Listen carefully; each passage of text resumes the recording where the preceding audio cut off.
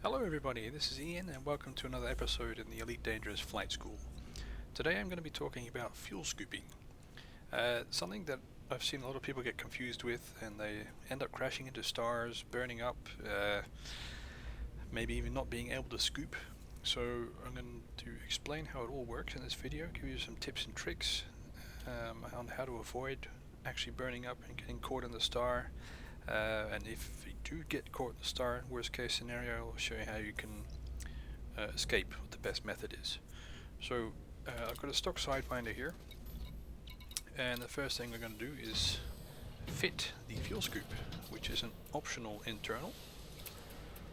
And like certainly in the beginning of the game, if you don't have much money, a fuel scoop is always a good idea because it saves money. Obviously, you don't have to buy fuel. May not seem like much, but every little bit helps in the beginning for certain. So I've got an empty size 1 slot right here just for demonstration purposes, so I'm going to buy a size 1 fuel scoop. So the rating, the letter, denotes how good the fuel scoop is. You can also see that by the price, obviously. I'll go ahead and take the 1A because I can afford it. And that's it. We're ready to start scooping fuel. But before we do, there's one other thing I'm going to show you, and that's on the galaxy map. So not all stars are scoopable. Something that a lot of people get confused with. They think because it's perhaps an orange or a yellow color, then they can scoop. But that's not always the case.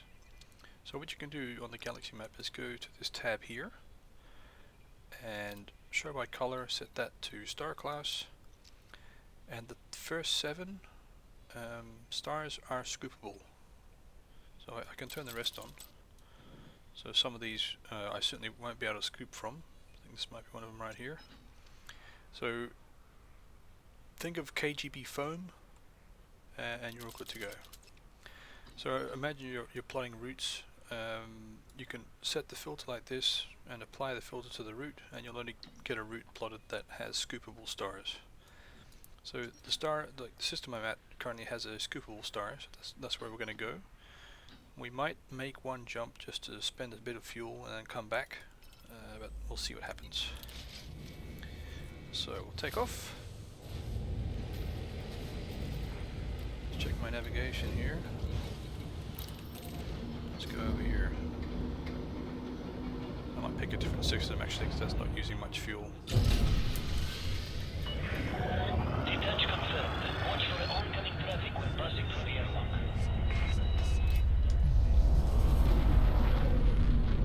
Okay. Let's pick a different destination. That's a bit further away. There we go. It's using quite a bit of fuel there. You have cleared the no-fire zone. Flight control out. So we're gonna have to get out of mass lock. So I'll make the jump and then come back, and then we should be ready to demonstrate the fuel scooping.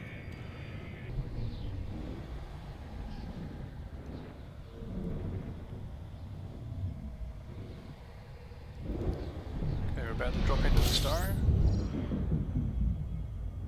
I could just try and scoop, but I'm going to check which star class it is.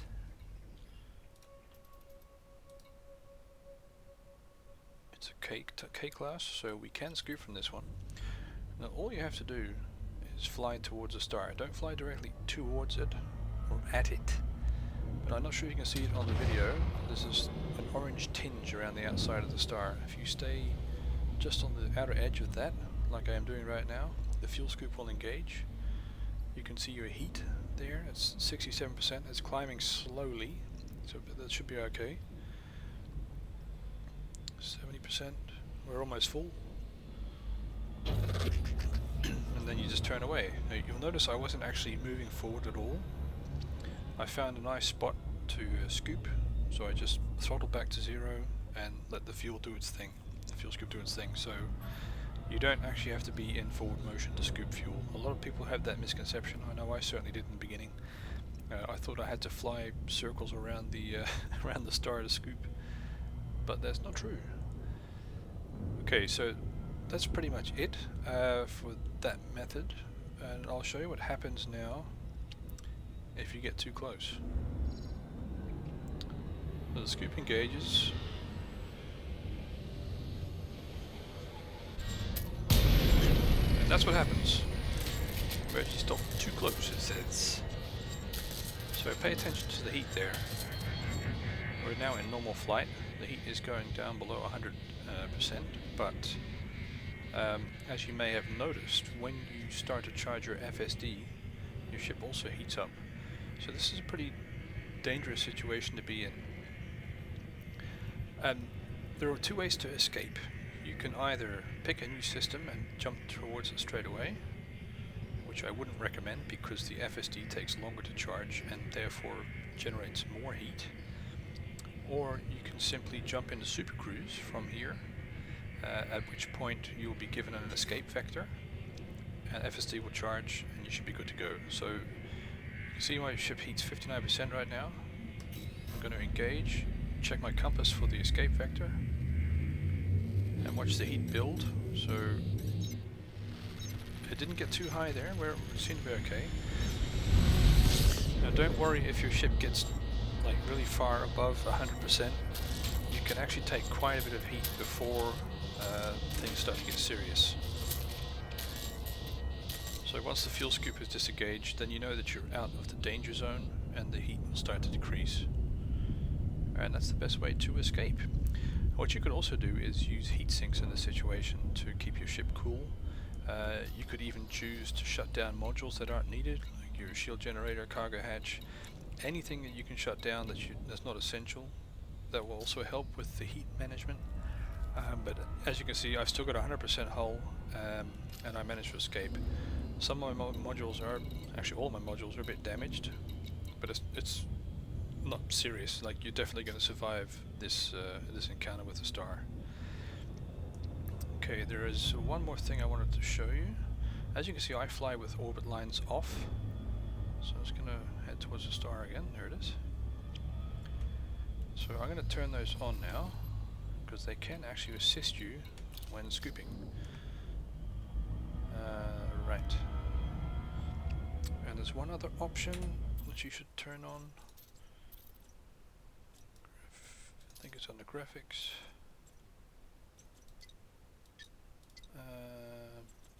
I'm always looking for this display, that's it. Should be. No, it's not.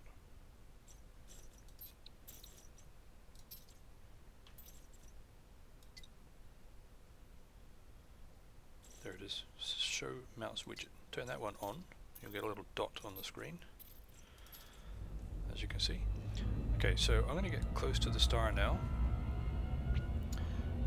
so that the fuel scoop engages, and what you'll see is a line, the orbit line around the star. We should see it at least.